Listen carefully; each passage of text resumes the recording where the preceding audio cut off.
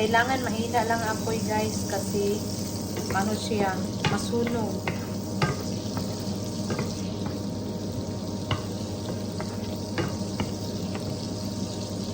Ilagay na natin ang ating bawang at haluin. Kailangan mahina ang apoy ha, para hindi siya masunog. Hintayin natin hanggang mag-red siya bago natin yan i-add ang crabs.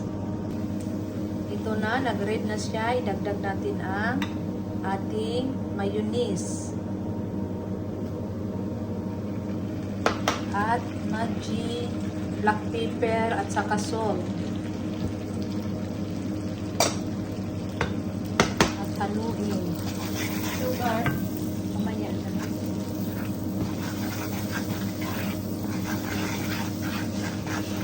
Kung may ano sana, cheese. Wala kaming cheese.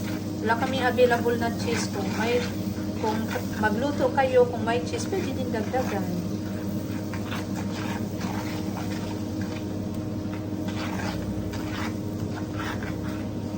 At ito na guys, ilagay na natin ang ating crabs.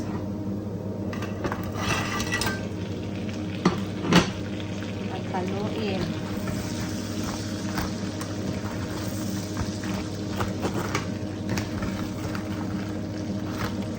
Sana hindi mga tanggal ito. Ano? Nalupat nyo guys. I-check na natin guys. Wow! Ang sarap! Malapit na siyang maluto. 5 minutes more.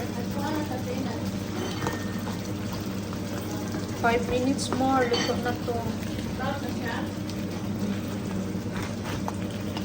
Wow.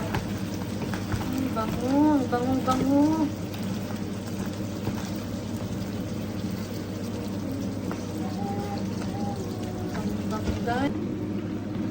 Wow, sarap na siya. Tikman natin ang lasa. Sobrang sarap. Ito ay luto na guys.